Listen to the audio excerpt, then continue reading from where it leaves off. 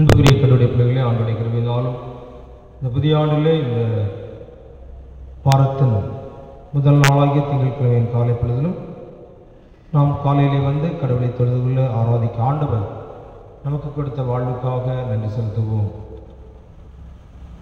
மனித வாழ்க்கையிலே பல வேளையிலே மனிதன் தன்னுடைய பலத்தை நம்புகின்றான். உலக நாடுகள் பலவேளை தங்களில் காணப்படுகின்ற செல்வங்களை, படை பலங்களை, ஞானங்களை பலவேளை நம்பி வாழ்கின்றது. அது மட்டுமல்ல, சில தனக்கு இருக்கின்ற செல்வங்கள், பதவிகள், பட்டங்கள், அறிவுகள், பிள்ளைகளை கூட சில குடும்பங்கள் நம்பி சார்ந்து வாழ்வதை நம்முடைய உலக வாழ்விலே காண முடிகிறது. வல்லரசு நாடுகள் தங்களுக்கு காணப்படுகின்ற அணு ஆயுதங்களை கொண்டும் தங்களுக்கு காணப்படுகின்ற எல்லா விதமான செல்வங்களை பலமாக வைத்து எங்களை யாரும் எதிர்க்க முடியாது, நாங்கள் வல்லரசு என்று சொல்லி இருக்கின்ற சூழ்நிலையை பார்க்கிறோம். இதுமாக ஒவ்வொருவரும் உலக பலன், சக்தி, ஞானம், பொருளை நம்பி வாழ்கின்ற காலகட்டங்களிலே சகரியா தீர்க்கன் சொல்லுகிறான், பலத்தினாலும் அல்ல, பராக்கிரமத்தினாலும் அல்ல, கடவுளுடைய ஆவியினாலே. கடவுளுடைய ஆவியானவரை, கடவுளை நம்பி வாழ்கிற மனிதன் பெரிய காரியங்களை செய்வான் என்று சொல்லப்படுகிறது. வாசித்த பழைய ஏற்பாட்டு பகுதியிலே கோலியாத் தாவீதை பற்றி இங்கே சொல்லப்பட்டதை பார்க்கிறோம். கோலியாத் பெலிஸ்தருடைய ஒரு சிறந்த தலைவனாக இருந்து அநேக காரியங்களை அந்த பெலிஸ்தருக்கு செய்தவன். ஆனால் தாவீது ஒரு சின்ன ஒரு தம்பியாக தன் சகோதரருக்கு உணவுகளை கொண்டு வருகின்றார். ஒவ்வொரு நாளும் இந்த படையிலே காணப்படுகின்ற சகோதரருக்கு உணவுகளை கொண்டு வருகின்ற பொழுது இந்த கோலியாத் மிகவும் உயரமானவனாக நின்று இந்த பலத்தை, சக்தியை கொண்டு மிகவும் சத்தமாக கர்ச்சிப்பான். உங்களிலே ஒருவன் என்னோடு கூட யுத்தத்துக்கு வரட்டும், விதமாக யுத்தம் செய்த பொழுது நாங்கள் தோற்றால் நாங்கள் உங்களுக்கு அடிமைகள், நீங்கள் தோற்றால் நீங்கள் எங்களுக்கு அடிமைகள் என்று சொல்லி திறந்தோறும் கத்துவானாம். விதமாக சத்தமிடுகின்ற பொழுது இங்கே இஸ்ரவேல் ஜனங்கள் எல்லாரும் பயந்து ஓடுவார்கள். சவுலும் நடுங்கி பயந்து போயிருக்கும். விதமாக 40 நாட்கள் திறந்தோறும் சத்தமிட்டு கொண்டு கர்ச்சித்து கொண்டு ஜனங்களை மட்டுமல்ல கடவுளையும் நிந்தித்தான் என்று திருமறையிலே வாசிக்கிறோம். சின்ன தாவீது உணவு கொடுக்க வந்தவன் இந்த வார்த்தை கேட்ட பொழுது இவனுக்குள் ஒரு வைராக்கியம் வருகின்றது. ஜீவனுள்ள கடவுளை நிந்திப்பதற்கு விருத்த சேதனம் இல்லாத இந்த பெலிஸ்தியன் எம்மாத்திரம் என்று சொல்லி அங்கே அவனோடு கூட நான் உன்னோடு கூட யுத்தத்துக்கு வருகிறேன் என்று சொல்லுவதை பார்க்கிறோம். அப்பொழுதுதான் அவனை ஏளனமாக நினைக்கின்றான். நான் ஒரு நாயா, வெள்ளப்பூச்சா, என்னை நீ வேட்டையாட வருகிறாய் என்று சொன்னபொழுது அவன் சொல்கிறான், நீயோ உன்னுடைய பலன், ஆயுதம், சக்தி இவைகளை நம்பி வருகிறாய். நானோ நீ நிந்திக்கிற ஜீவனுள்ள கடவுளின் பலத்தை நம்பி, ஜீவனுள்ள ஆண்டவருடைய வல்லமையை, சக்தியை நம்பி வருகிறேன். இன்றைக்கு கடவுள் உன்னை என் கையிலே ஒப்புக் கொடுப்பார். அப்பொழுது தேசத்துடைய மக்கள், பூலோகத்தார் யாவரும் கடவுள் ஜீவன் உள்ளவர், கடவுள் வல்லமை உள்ளவர், கடவுள் பலம் உள்ளவர் என்பதை அறிந்து கொள்வார்கள் என்று சொல்லி யுத்தம் கர்த்தருடையது என்று சொல்லுகின்றார். அவ்விதமாக ஒரு சாதாரணமான ஒரு கூழாம் கற்களை கொண்டு அடித்த பொழுது பெரிய பனைமரம் போல நின்ற அந்த கோலியாத் கீழே விழுகின்றான். அவனுடைய பட்டயத்தை எடுத்து அங்கே ஒரு மாபெரும் வெற்றியை இஸ்ரவேலுக்கு ஒரு சின்ன தாவீது கொடுத்தான் என்று சொல்லி பார்க்கிறோம். பலத்தோடும் ஆயுதத்தை நம்பி, சக்தியை நம்பி வந்தவன் தோல்வி அடைந்தான். ஆனால் கடவுளை நம்பி, கடவுளை பலமாக கொண்டு ஆண்டவரை நாமத்தில் சென்ற இந்த தாவீது மாபெரும் வெற்றியை பெற்றான் என்று சொல்லி பார்க்கிறோம். இங்கேயும் சகரியா கடவுளுடைய பலத்தினாலே பெரிய காரியங்களை செய்ய முடியும் என்று சொல்லப்படுகிறது. ஆகாய சகரியா 3 காலகட்டங்களையும் அங்கே எக்ஸைல் சிறையிருப்பிலிருந்து மக்கள் நாட்டுக்கு வந்து விட்டார்கள். ஆனால் ஆலயம் கட்டப்படவில்லை, மதில் கட்டப்படவில்லை. பலமான எதிர்ப்புகள், துன்பங்கள், பாரங்கள் இருக்கிற பொழுது சகரியா சொல்லுகின்றான், மனித பலன் அல்ல, கடவுளை நீங்கள் முழுமையாக நம்புங்கள், கடவுளை முழுமையாக சார்ந்திருங்கள், கடவுள் நிச்சயமாக எல்லாவற்றையும் கட்டித்தருவார் என்ற நம்பிக்கை கொடுத்த பொழுது கடவுளுடைய ஜனங்கள் சிறுபாவுடைய தலைமையிலும் சரி ஆண்டவரை நம்பி இந்த கடமைகளை செய்ய ஆரம்பித்தார்கள். ஆண்டவருடைய ஆவியினாலே, கடவுளுடைய வல்லமையான பரிசுத்தாவினுடைய பலத்தினாலே அநேக காரியங்களை செய்தார்கள் என்பதை நாம் திருமறையிலே புரிந்து கொள்கிறோம். 16ஆம் நூற்றாண்டிலே அநேக மிஷனரி ஸ்தாபனங்கள் பல இடங்களிலே பணியா ஆற்றிட்டு, பேஷன் மிஷன், மெத்தடிஸ், பாப்டிஸ்ட் போன்ற மிஷனரிகள் தன்னுடைய மிஷனரிகளை பற்பல இடங்களுக்கு அனுப்பி ஊழியத்தை பரம்ப செய்த காலம்.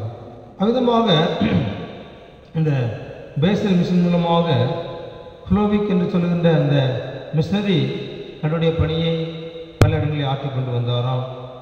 அவரோடு கூட பணியாற்ற அசோமன் என்று சொல்லுகிற ஒரு மனிதன் வந்தான். அவர் அங்கே இருக்கின்ற அந்த பணியிடங்களிலே கட்டட பணிகளை ஆற்றவும் இவருக்கு உதவி செய்கின்ற பணிகளை செய்து வந்தார். ஆனால் இவரால் அந்த பணியை முழுமையாக செய்ய ஞானம் இல்லை. சரியாக கட்டடத்தை அவர் கெட்டதற்கான ஆற்றலில் ஞானம் குறைந்தவராக இருந்தபடினாலே ஊழியர்கள் எல்லாம் பார்த்து, நானும் உம்மோடு கூட ஊழியம் செய்கிறேன் என்று சொன்னார். எனவே அவரை கொண்டு சின்ன சின்ன பணிகள் ஆற்றப்பட்டது. ஆனால் தொடர்ந்து பணியாற்ற அந்த கல்வி, இறையியல் ஞானம் வேண்டும் என்பதற்காக அவரை ஒரு செமினரிலே அனுப்பினார்கள். ஆர்தர் டேவிஸ் என்று சொல்லி அவருடைய அந்த செமினரிலே அவர் அனுப்பப்பட்டார். அங்கே சென்று அந்த கல்வியை படிப்பதற்கு பலமான முயற்சிகளை அவருக்கு கற்றுக் கொடுத்த பின்பும் அவராலே அந்த இறையிலை சரியாக கற்றுக்கொள்ள முடியவில்லை. ஆங்கில மொழியை அவரால் புரிந்து கொள்ள முடியவில்லை. 6-7 மாதம் இருந்தும் அந்த எவ்விதமான ஒரு முன்னேற்றமும் அவருக்கு காணப்படவில்லை. தன்னுடைய வார்த்தை சரியாக புரிந்து கொள்ள முடியவில்லை, ஆங்கிலத்தை புரிந்து கொள்ள முடியவில்லை. எனவே அங்கிருந்து அவர் முடியாதவராக மறுபடியும் அனுப்பப்படுகிறார். மிக வேதனையோடு, துன்பத்தோடு, கஷ்டத்தோடு, என்னால் எதையுமே கடவுளுக்கு செய்ய முடியவில்லையே, கட்டட பணியும் சரியாக செய்ய முடியவில்லை, அவனுடைய ஊழியத்தில் செய்வதற்கான ஞானமில்லை என்று சொல்லி அவர் விரக்தியோடு மறுபடியும் இருக்கின்ற பொழுது ஒரு நாள் மாலை வேளையிலே இதுமாக தன்னுடைய இந்த ரோட்டிலே நடந்து செல்கின்ற பொழுது அங்கே ஒரு மனிதன் பைத்தியத்தை பிடித்தது போல சட்டையெல்லாம் கிழித்து கொண்டு இந்த ரோட்டிலே நின்று கொண்டிருந்தாராம்.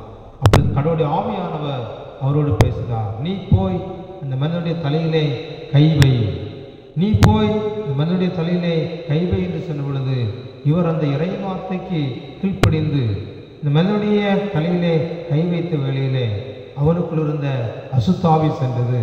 அவர் முழுமையான ஒரு விடுதலையை அவன் பெற்றுக்கொண்டானாம். அவன் சந்தோஷமாக வீட்டுக்கு சென்றான். அடுத்த நாள் காலையிலே அவனுடைய வீட்டிலே ஏராளமான மக்கள் கூடினார்கள்.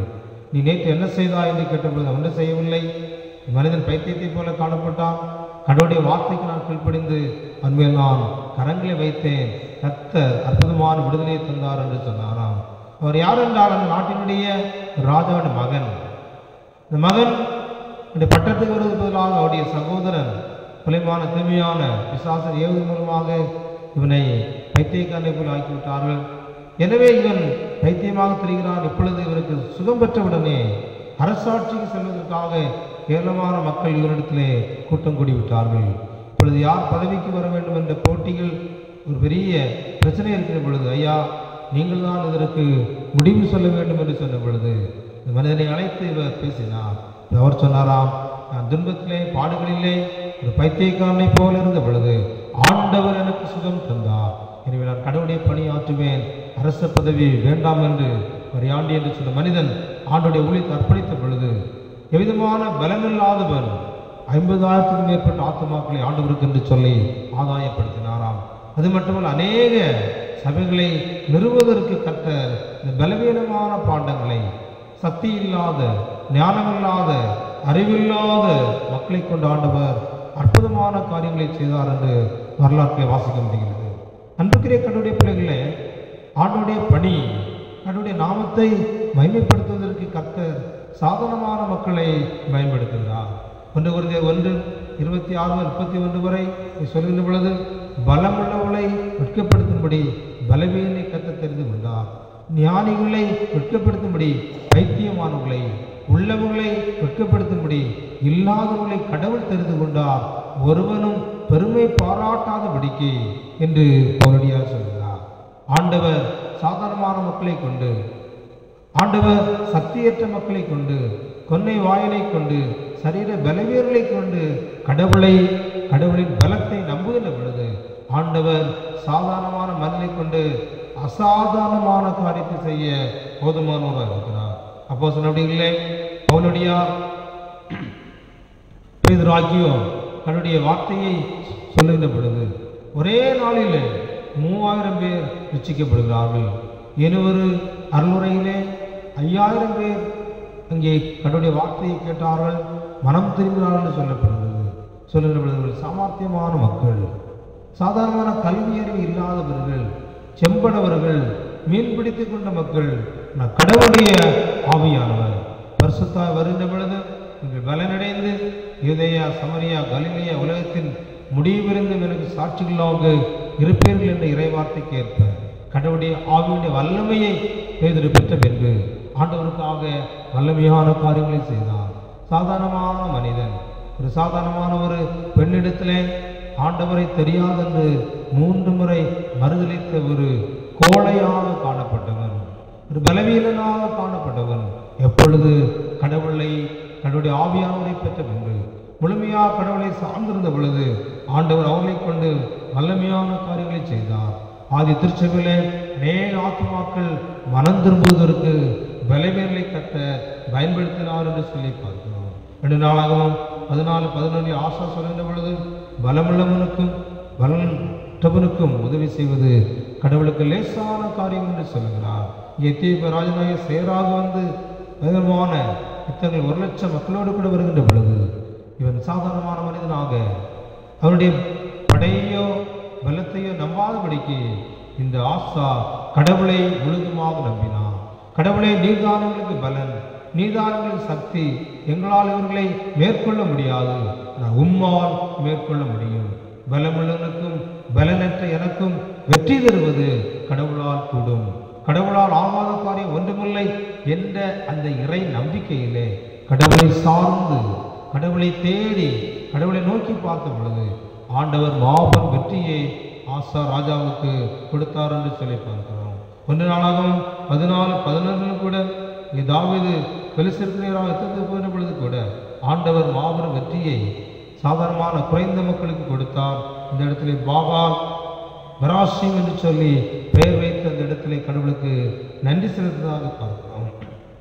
ஆசித்த சங்கீதம் 146:5 மனிதனை நம்புவதை பார்க்கணும், கடவுள் மீது ஆழமான நம்பிக்கை கொள்வது மேலானது. யாக்கோபு கடவுளை நம்பினான் என்று சொல்லப்படுகிறது. அன்பான கடவுளுடைய பிள்ளைகளே, இந்த புதிய வாரத்தின் இந்த திங்கட்கிழமையிலே கடவுள் நமக்கு சொல்கிற ஆலோசனை, உலகத்திலே மனித பலன், மனித சக்தி, மனித ஞானத்தை நம்புவதை விட ஆண்டுடைய பலத்தை, ஆண்டுடைய சக்தியை முழுமையாக நம்பியிருக்கிற பொழுது கடவுளுடைய வாழ்விலே அசாதாரணமான காரியத்தை செய்வதற்கு நம்மை கொண்டு ஆண்டவர் பயன்படுத்த போதுமானவராக இருக்கிறார். இந்த வாழ்விலே நன்மையானவர்களை தரவர் வல்லவர். கடவுளை முழுமையாக நம்புவோம். இந்த குடும்ப வாழ்விலே, இந்த பணி வாழ்விலே, திருச்சபை வாழ்விலே நம்மை முழுமையாக அர்ப்பணித்து கடவுளுடைய பலத்தை நாம் சார்ந்திருக்கிற பொழுது கர்த்தர் இந்த குடும்பங்களை ஆசீர்வதிப்பார், நம்மை கொண்டு வல்லமையான காரியத்தை செய்வார். அதன் மூலமாக கர்த்தருடைய நாமம் மகிமைப்படும் என்கிற விதமான அச்சமில்லை. எனவே அந்த பலத்தை பெற்றுக் கொண்டு கர்த்தருடைய பிள்ளைகளாக தொடர்ந்து வாழ்வோம். இந்த நாள் முழுவதும் கர்த்தர் நம்மை குடும்பத்தை ஆசீர்வதிப்பாராக. ஆமென்.